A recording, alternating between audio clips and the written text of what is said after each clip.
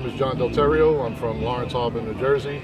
I took about an hour-and-a-half ride up here to Bear Mountain with my 1971 Chevelle. It's a tribute car to the SS model. I just purchased the car back in February. It has a small block in it now, soon to be a big block 454. Hopefully, if Santa Claus is good to me this year. And I did some odds and ends on it, changing the wheels and tires, had to put a top on it, did some interior work, and I just tried to get to as many car shows as I can. I heard this was a big one up here, and it looks like a really big turnout. My name is Pat Sharkey, 59 years old. I bought this car when I was 26 years old, right out of a few years of working after college. I got it as just a toy and was able to hold on to it even after raising my kids, putting it away for many years. So after it sat for about 15 years, I re-restored it.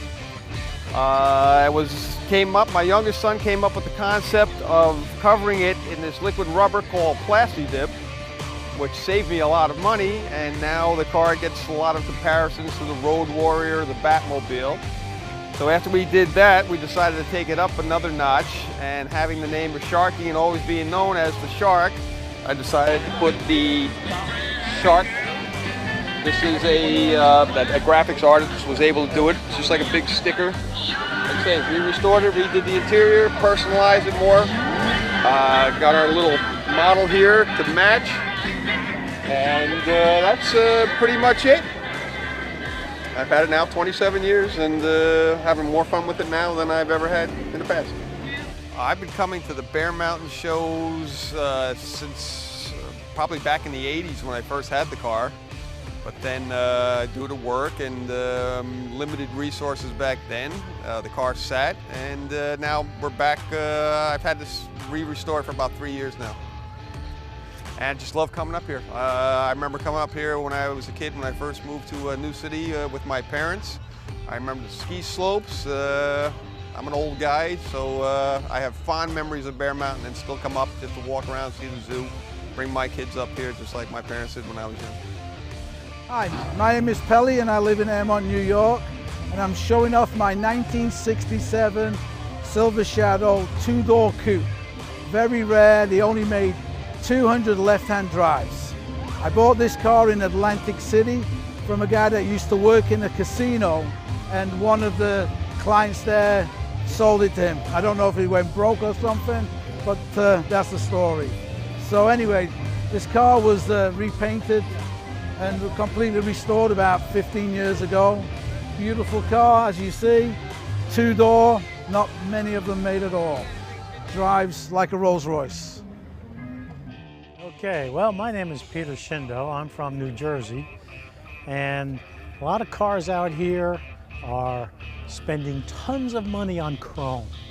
Well, I decided to spend tons of money on organs. Now, because it's a car show, a lot of the guns didn't make it tonight, but on specialty shows, I do have propane firing guns. And I have signs on the front that says simulation fire, because if I don't, people will be hitting the ground when I hit the trigger. The first thing I want to show you, it's a 1987 era. Came out of Camp Lejeune somewhere. I'm the second owner. And it looked nothing like this when I got it. No doors, one seat, no roof, green. And over the 4.5, 5 years, I went to a number of different military swap meets, from Florida to Maine, and you'll probably find one item that you can buy, maybe one door next door, and over the last 4 or 5 years, everything you see is accumulation of many, many shows. Everything works except the guns. The guns are Hollywood style. They shoot propane gas and no ammo, no projectiles, so it's very safe. And I have two, one 50 cal in the front, one 50 cal in the back. This used to be a slant back, took the back off, and I now have two 50 cals, which gives it a totally different look at the shows. You have 16 smoke grenade launchers on the roof, and that's to lay down smoke all over, in front of you, to the side of you, protect yourself from the enemy.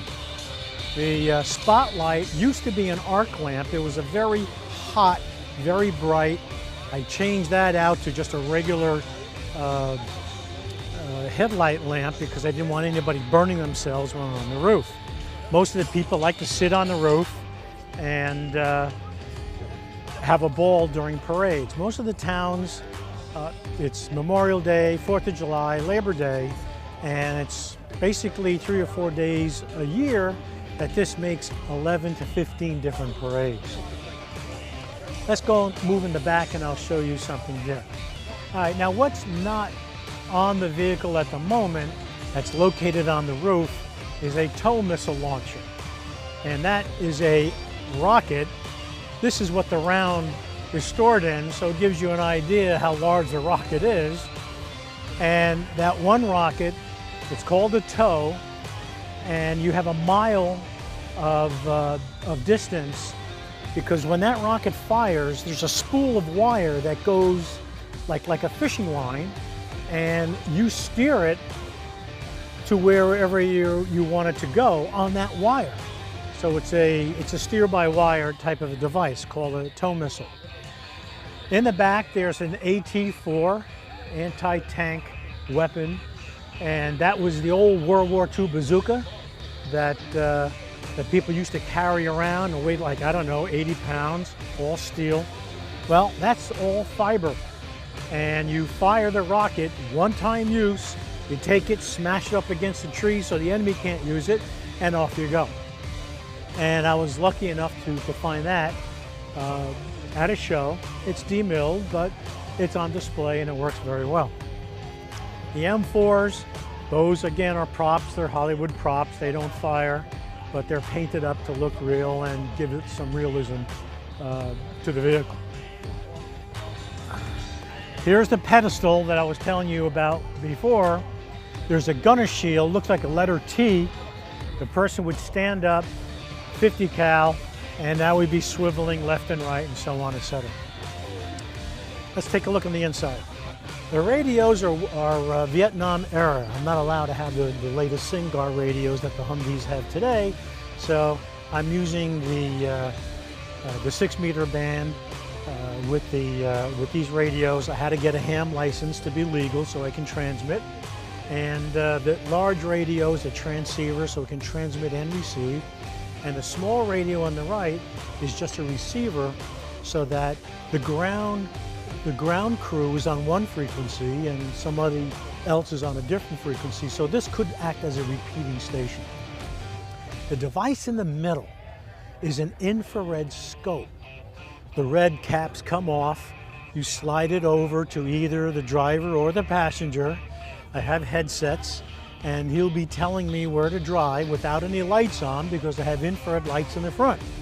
It's a green hue in the picture, but again, total darkness. I can drive the vehicle very safely. So I have the intercom. What's also not on display is the computer. I found the original mount in Texas, had to repair it, weld it up, and I found a 1992 Panasonic Toughbook, which was the early computer that was used in the vehicles. These are the smoke grenades themselves.